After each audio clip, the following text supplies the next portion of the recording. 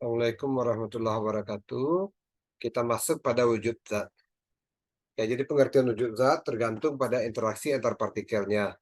Kalau dia padat, maka jarak antar partikelnya dekat sekali.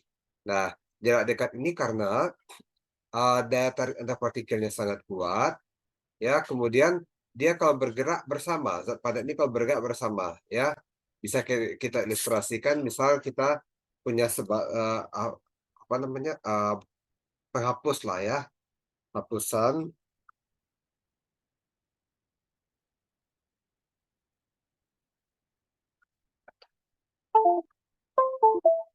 Oke. Misalnya kita punya ini hapusan ya. Nah, hapusan tersebut kan berbentuk balok. Nah, kalau kita tarik dia, maka dia akan bergerak bersamaan. Dia akan bergerak bersamaan, ya. Nah, misalnya seperti ini.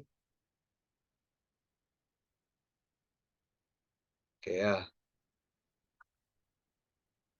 Jika kita tarik sisi ini, maka semuanya akan tertarik, semuanya akan berpindah, ya. Nah, itu disebut dengan gerak bersama, ya. Gerak partikelnya bersama gitu. Nah, kemudian volumenya adalah tetap. Ini volumenya tetap karena partikelnya dari antar partikelnya kuat. Kemudian bentuknya juga tetap. Nah, dia tidak mengalir. Zat padat tidak mengalir. Kalau zat cair, jarak antar partikelnya itu dekat. Nah, cuma uh, kalau dibandingkan jarak antar partikelnya padat lebih rapat dari air, lebih rapat dari gas. Nah, oke. Nah, kemudian dari antar partikelnya lemah kalau untuk zat cair ini, sehingga dia gerak partikelnya berkelompok. Misal ini di atas satu meja, ya terdapat genangan air ya. Ada genangan air seperti ini. Kalau kita tarik yang sisi sini, maka dia akan terbelah. Atau hanya sebagian saja yang tertarik, sebagian lagi masih tinggal gitu. Oke, atau kita celupkan tangan kita ke air, ya maka sebagian menempel di tangan, sebagian lagi tidak. Nah, jadi dia bergerak berkelompok ya.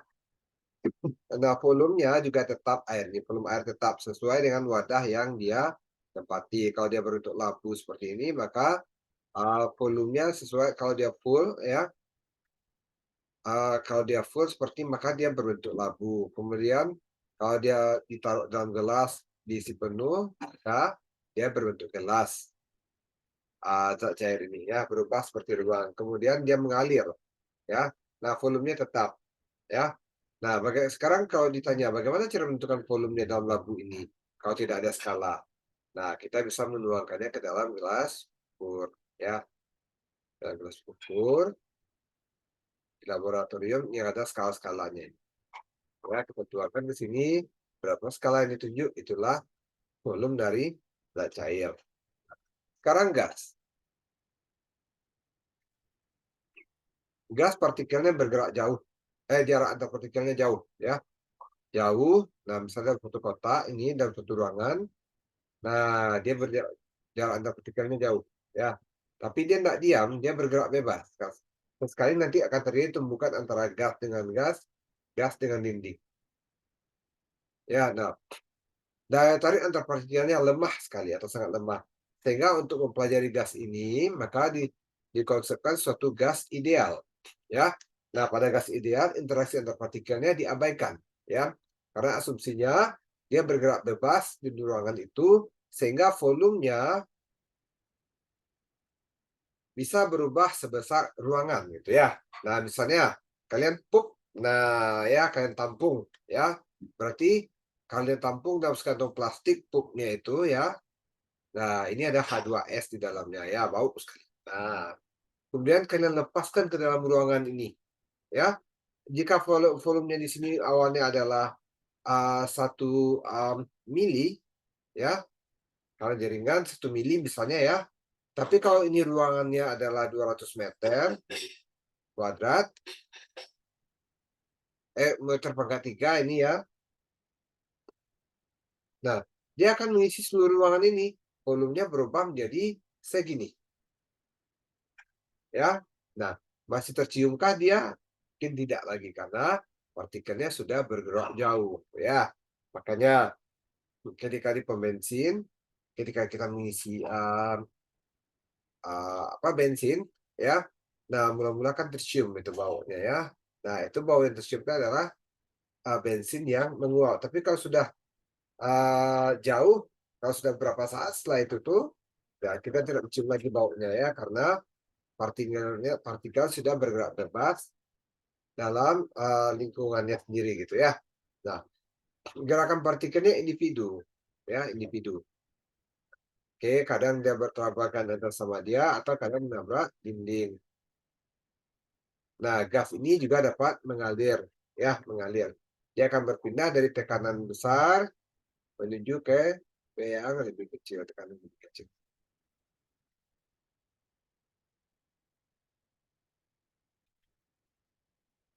Oke.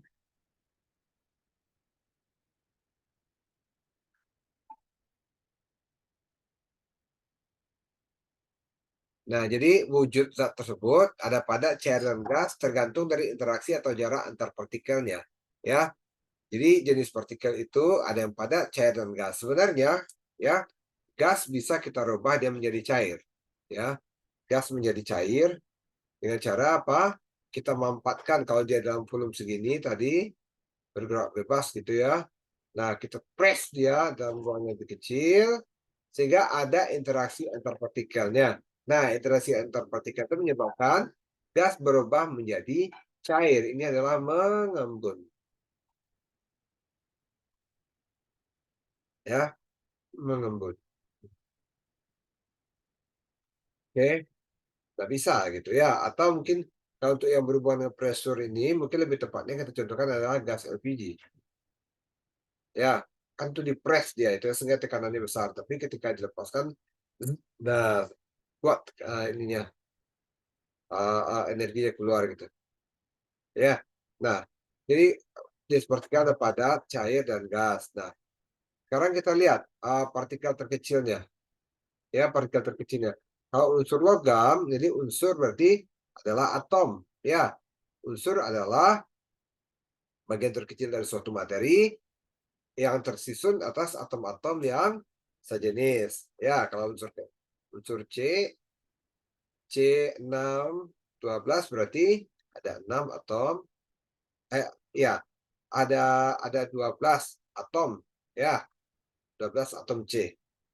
Nah, kemudian gas mulia itu atom gas mulia seperti helium dan argon. Mungkin unsur bukan logam. Kalau unsur itu bukan logam berarti dia molekul unsur.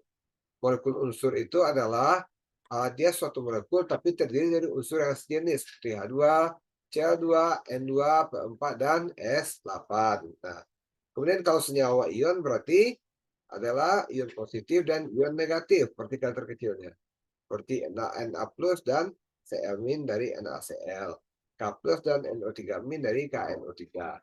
Kemudian dari senyawa kovalen berarti partikel terkecil adalah molekul kovalen seperti H2O dan CH4. Ya, ingat ya, CH4 ini gas.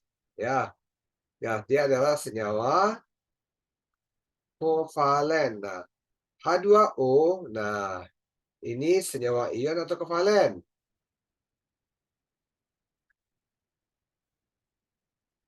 Jawabnya adalah kovalen. Karena apa? Dari ciri-ciri kita bisa melihat dia terdiri dari H dan O. Keduanya bukan logam. Ya, logam dan non logam. Kalau ionik biasanya logam dan non logam. Oke, jadi meskipun dia bisa larut, ya bisa terion gitu ya, berarti adalah kovalen yang berkarakter ionik. Nah, sama dengan H2SO4, HNO3, HCl. Nah, sama kuat ini adalah senyawa kovalen yang berkarakter ionik. Ya, kenapa dia berkarakter ionik? Karena dia dapat membentuk kutub positif dan negatif. Nah, ini parsial positif, ini parsial negatif, ya. Nah, sehingga dia bisa nanti terlarut dalam air. Ya.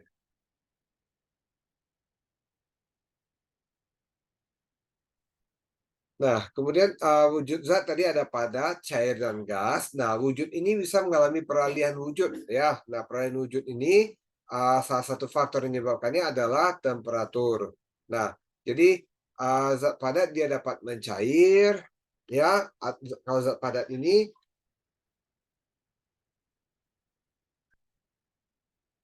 harus nah, dia padat langsung menjadi gas. Nah, ini mengalami sublimasi ya. Menyublim atau sublimasi ini ya. Nah, kemudian padat ini menjadi cair adalah melebur atau meleleh, ini dia. Nah, cair menjadi padat, membeku, membeku, cair menjadi gas, menguap. Oke? Nah, padat, gas menjadi padat, deposisi ini ya. Kemudian gas menjadi cair, mengembun. Nah, itu. Ya, jadi kalau melebur lawannya membeku, menguap, mengembun, menyublim, dan deposisi ya. Oke. Nah, sekarang kalian pasti bisa pernah melihat dalam film-film kan pada di film-film dari di luar negeri pada musim dingin orang itu pakai winter coat atau apa namanya jaket tebal, pakai tutup kepala. Kemudian kalau dia ngomong, dia berbicara, maka seolah keluar seperti asap, seperti kabut. Nah, ya itu sebenarnya apa gitu ya? Nafas yang dia keluarkan, nafas yang dia keluarkan itu ya kan hangat dari dalam tubuh itu hangat. Nah, tapi cuaca di luar dingin, maka dia mengembun jadinya gitu ya. Nah, oke. Nah, peralihan wujud pada tekanan 1 atm ada yang mencair dan mendidih, ada yang menyublim. Nah, akibat adanya yang ini, proses seperti ini, peralihan wujud ini, maka ada 3 suhu peralihan itu titik didih, titik lebur, dan titik sublimasi.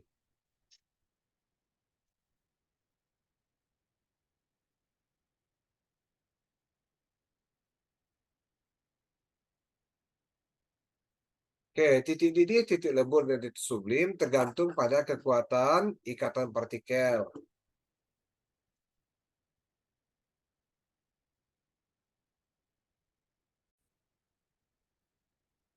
Oke, kalau dia kovalen nonpolar, maka gaya London relatif lemah, jadi wujudnya gas.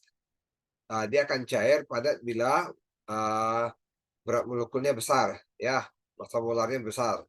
Kemudian kalau dia ikatan logam dan ikatan ion sangat kuat ini, maka wujudnya adalah padat. Nah, jadi jenis dan kekuatan relatif ikatan antar partikel dalam materi dapat dilihat di sini, ya. Oke, lanjut. Nah, sekarang kita lihat peralihan wujud, ya. Kalau yang pertama, peralihan wujud, ya, ini untuk kasus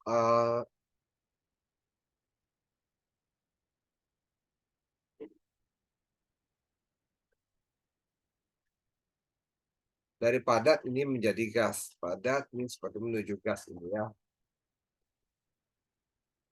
Ini akibat pemanasan ya, sorry. Ya, akibat pemanasan. Jadi ini kalau kita ibaratkan titik apa namanya titik kalau agakkan titik nol ini ya, ini titik nol di sini, titik nol di sini. Nah, maka dia naiknya suhu, maka dia di suhu naik, suatu saat nanti dia akan mengalami fusi yang meleleh di sini. Ya, meleleh. Ya, jadi nol itu apa namanya air mulai membeku pada titik nol. Ya, kemudian dia meleleh, terjadi meleleh, akhirnya dia mencair. Ya, pada suhu kamar dia mulai mencair, kemudian suhu dinaikkan lagi, ini hingga menuju 100 derajat Celcius. Ya, oke Bapak ulang lagi. Nah, ini kan freeze. Oh, ini freeze. Ya, ini berarti nol, ini boiling, B ya, boiling. Maka jadi ini naik suhu naik ke sini. Nah, ini adalah kondisi beku di sini ya. Beku berarti padat. Nah, sampailah dia di titik ini, titik adalah titik bekunya. Kemudian jika suhu naikkan dia akan mencair, ya. mencair atau meleleh, ini disebut prosesnya ini energi fusion ya, melebur dia di sini. Nah, sampai di titik ini akhirnya suhu dinaikkan jadi sampai 100 derajat Celcius. Nah, ini adalah titik didihnya. Nah, di sini dia mendidih ya, kalau si meleleh ini mendidih, ini evaporation. Nah, kalau panaskan terus dia akan menguap ya. Dia akan berada pada fase gas. Oke. Nah, oke, proses tiga ini ya berlaku Q sama dengan NCP delta T ya. N Q-nya sama dengan NCP delta T. Kalau di sini delta apa namanya energinya kalornya adalah delta H evaporation. Di sini delta H fusion ya. Oke, kita lihat pada satu zat dipanaskan suhu naik sampai titik lebur. Yang kedua zat melebur suhu tetap karena kalor dipakai untuk merubah wujud. Nah, kalor dipakai untuk merubah wujud. Kemudian 3 menuju 4 ya. Setelah melebur suhu naik dan terjadi penguapan. 4 zat dalam fase uap ya.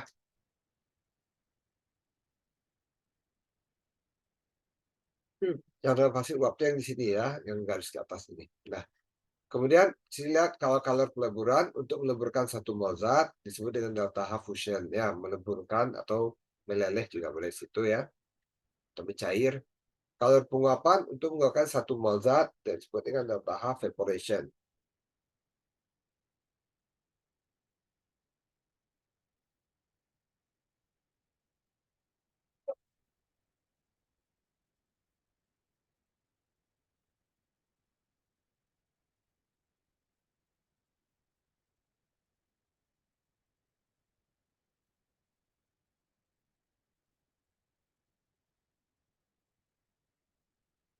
Nah, sekarang kita lihat kurva penarikan kalor ya.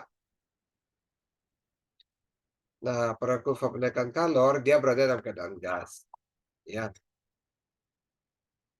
Ini kan 100 nol. Nah, ini dalam keadaan gas, tarik di sini. Nah, oke. Gas didinginkan, suhu turun sampai titik didih.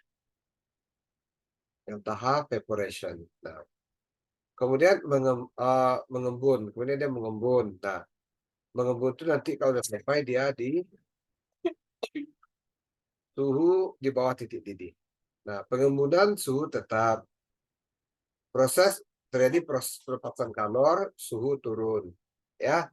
Nah, kalau pada proses pembekuan, suhu turun. Jadi, di sini terjadi proses pembekuan. Ya, mulai pembekuan di situ ya. Peleburan di sini, sorry. Di sini tadi fusion peleburan aja nih. Oke, nanti dia turun sini membeku di sini.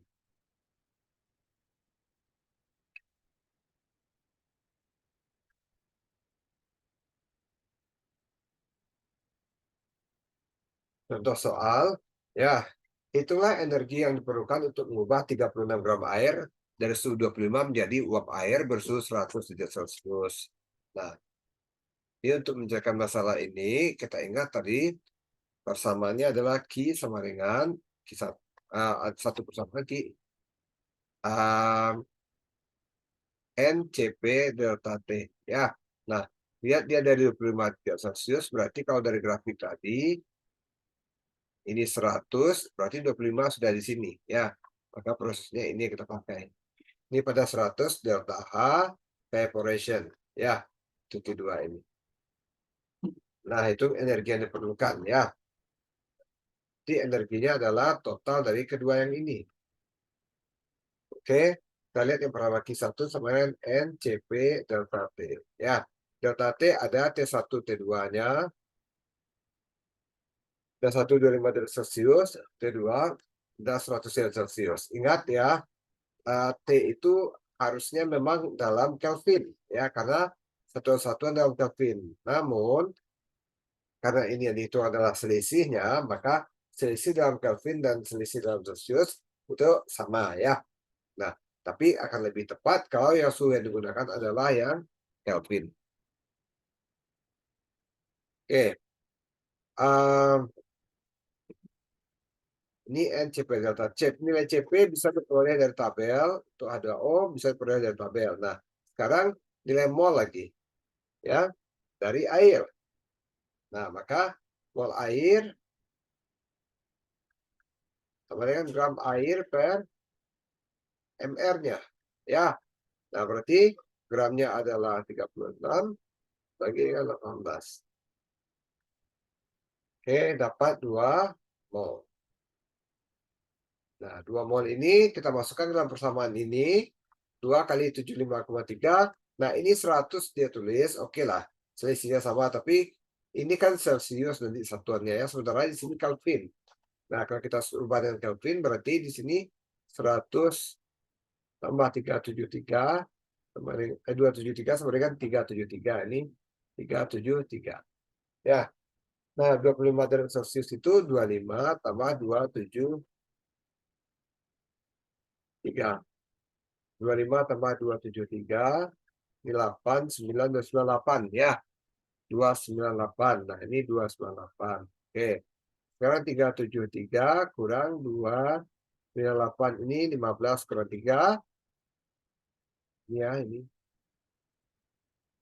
13 kurang 8, 5. Ini tinggal 6, 16 kurang 9, 7. Nah, berarti sama ya, 75. Jadi memang walaupun sama harusnya yang Kelvin yang kita masukkan karena akan sekalian kita mengkonversi satuannya di sini. Oke, diperolehlah yang pertama itu 81,34 kilojoule. Nah, kalau untuk yang kedua ya sorry 11,259 kilojoule. Nah, yang kedua delta H evaporation. Dari tabel delta H evaporation adalah 40,7. Ya, 40,7 ini bisa juga ya. Nah, dikali dengan 2 sehingga diperoleh 31,34 joule. Nah, jadi energi totalnya adalah kita jumlahkan semuanya, ya. Kita jumlahkan semuanya, berarti 11,259 ditambah dengan 81,34 sama dengan 92,635.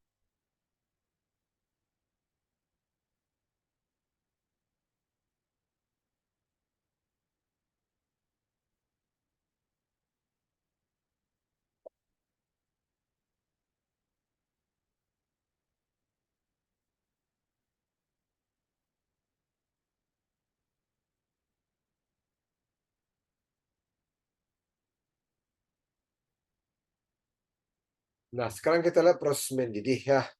Mendidih itu, ingat ya, ini suatu bejana.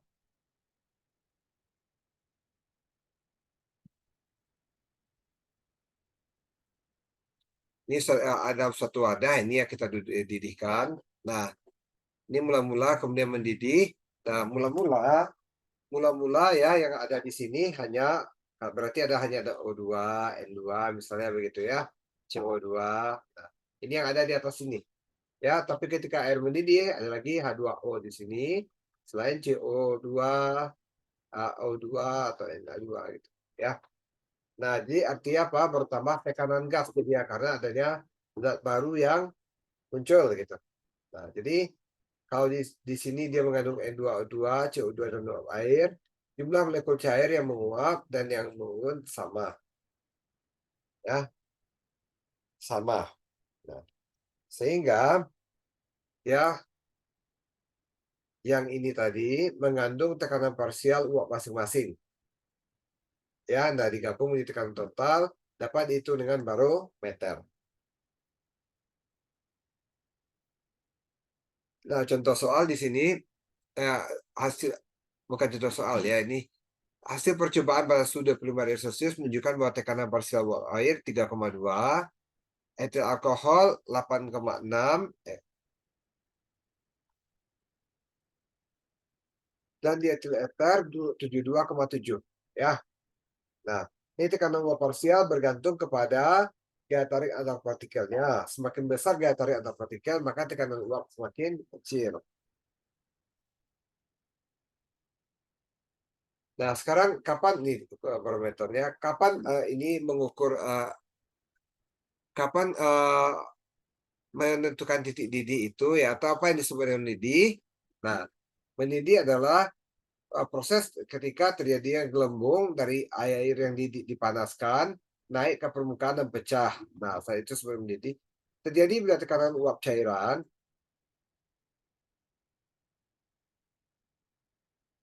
Nah, terjadi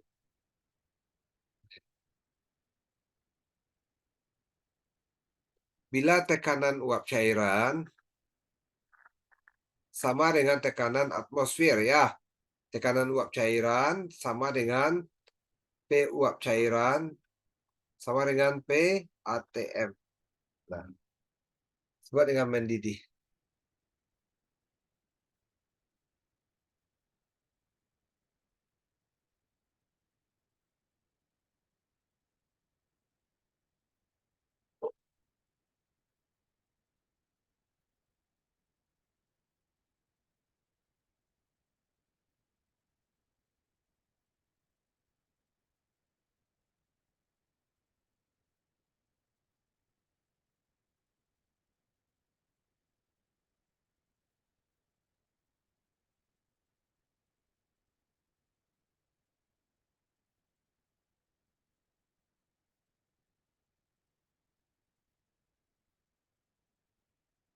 Nah, sekarang menyublim ya, menyublim.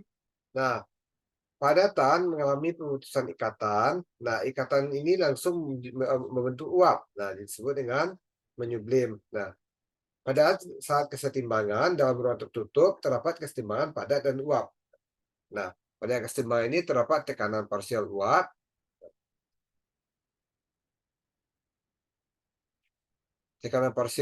kemudian tekanan uap padatan, suhunya disebut dengan titik kritis.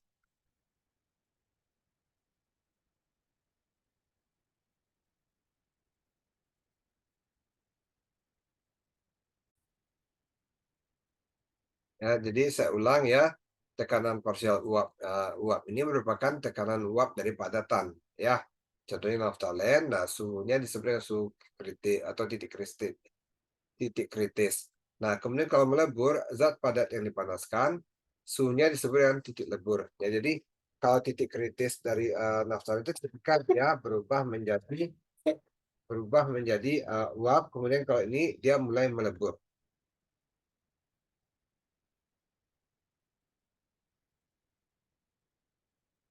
Nah, bisa dilihat di sini ya. Nah, ini pelarut murni yang hitam, ya. Yang hijau adalah zat terlarut, ya, zat terlarut.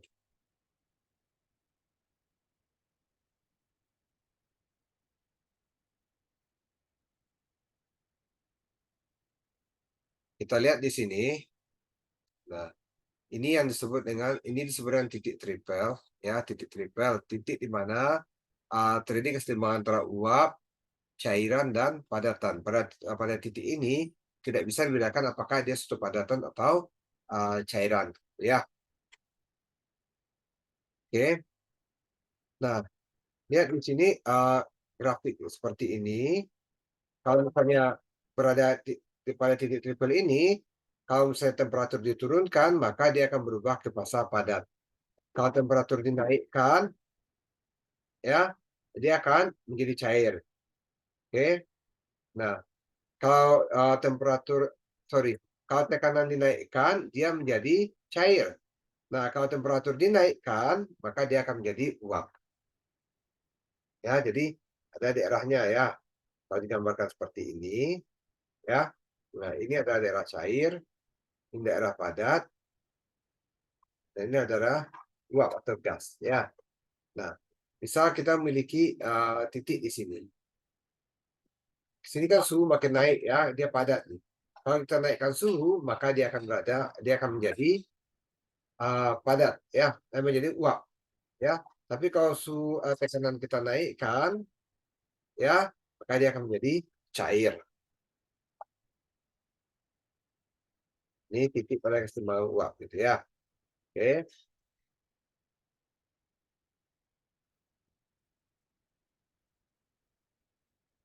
Ini disebut dengan diagram fasa larutan. Ya, nah lihat ya. Kalau misalnya ada kita masukkan satu zat terlarut ke dalamnya, ya, zat terlarut, zat terlarut yang pernah mempelajari sifat koligatif, ini zat terlarut akan meningkatkan titik didih, menurunkan titik beku. Nah, oke. Nah, jadi kalau misalnya ini tadi, misalnya kesetimbangan padat cairnya berada pada daerah sini, ya, tapi karena adanya zat terlarut, maka dia bergeser ke kiri, ke arah yang padat. Kalau ini yang murninya atau untuk cair dan uap tadi di sini, dia akan turun ke bawah ini. Ya, nah, oke, jadi terjadi kenaikan titik didih dan penurunan titik beku.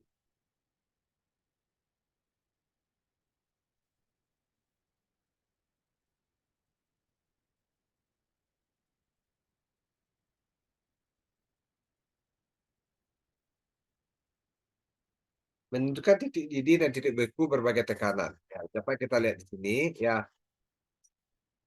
oke, ada AB. Ini sudah ada AO. Nah, AO adalah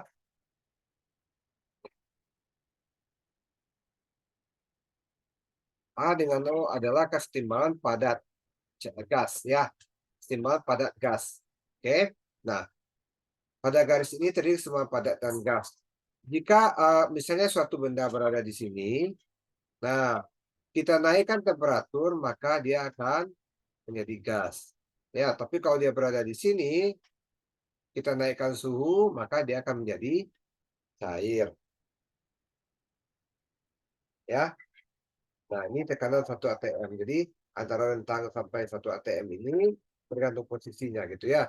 Kalau di sini dia terjadi kesetimbangan antara padat dan cair.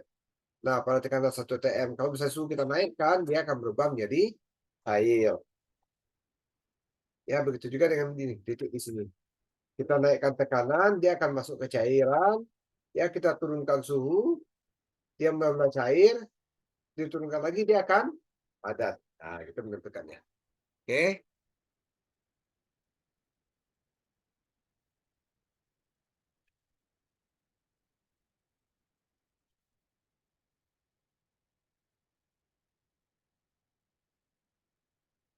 ini sudah jelas ini. Nah, menentukan perubahan fasa, oke.